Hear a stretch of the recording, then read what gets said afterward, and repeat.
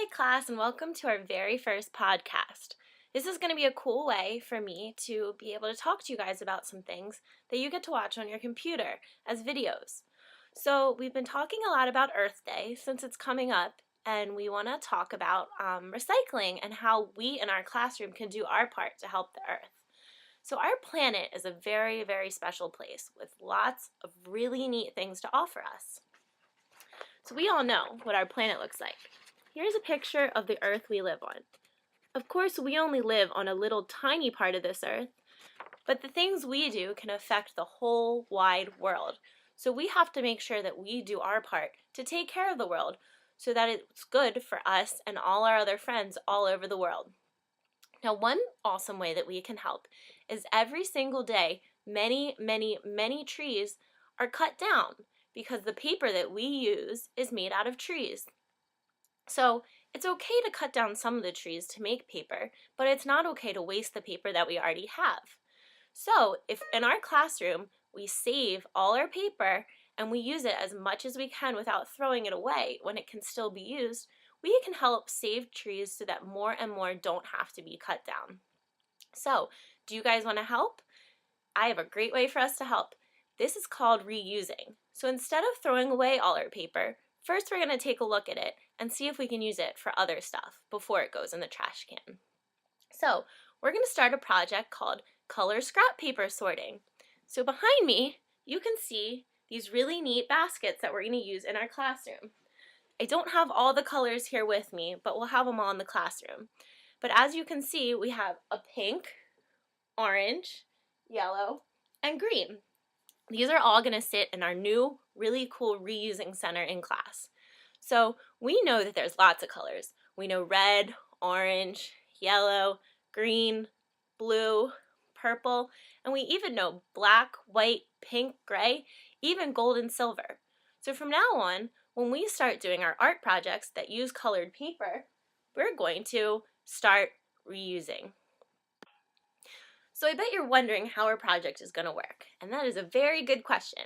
From now on, when we go to do a project that we use paper for, we can always get a new piece if we really need it.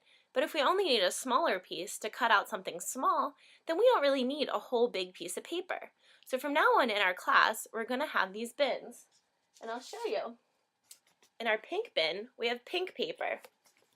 In our orange, we have orange paper. And of course, in our yellow bin, we have yellow, and in our green, we have green.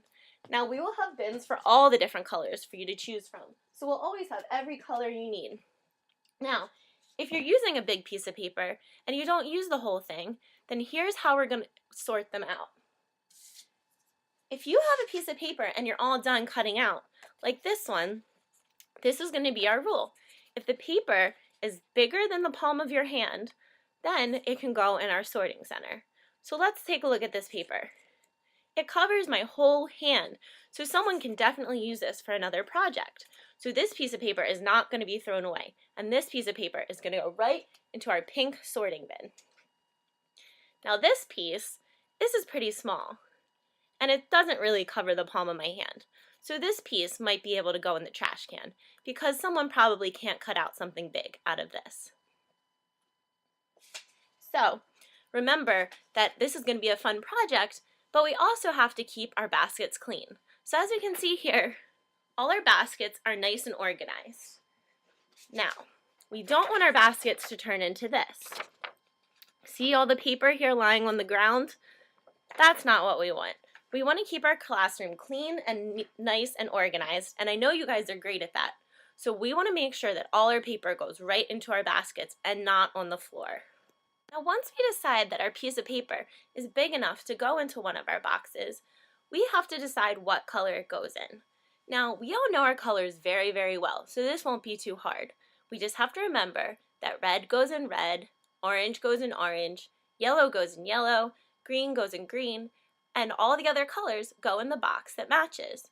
So first, we're going to have one of our friends show us exactly how to do that. Friend Sydney, and she's going to show us how to put the colors in the right box. All right, Sydney, can you show us? So what color do you have first? What color is that? Green. So it goes in the green bin. What color do you have next? What color is that? Yellow. And yellow goes in the yellow. What color is next? Orange. Good job. And last we have? Good girl. Thank you, Sydney, for your help. Now, it's important to remember that we all make mistakes sometimes. So if you see a friend accidentally put a piece of paper in the wrong box, like the green and the yellow, then you don't need to be mean about it. All you have to do is take the color and put it in the right box. Because we're a team and we get to work together to make sure that our sorting center is always going to be nice and organized. That way, whenever we need a piece of paper, all we have to do is go to the right color box and we know our color is going to be there. Another really cool thing we're going to do is every week, someone's job will be to be in charge of our color sorting center. Their job will be to go to all our different boxes, and after each project, they are going to get to go and make sure that the ground is clean and doesn't look like this. If you see anything on the ground, even if it isn't your job that week, all you have to do is pick up the papers and put them in the right box. But our color sorter is going to make sure that this definitely happens, and they're also going to get to be the leader to make sure that all the colors are in the right boxes. Remember, we want our sorting center to look like this, with all our orange in the orange, yellow in the yellow, and green in the green. Not like this, where everything's mixed up, because that way we won't be able to find things really easy.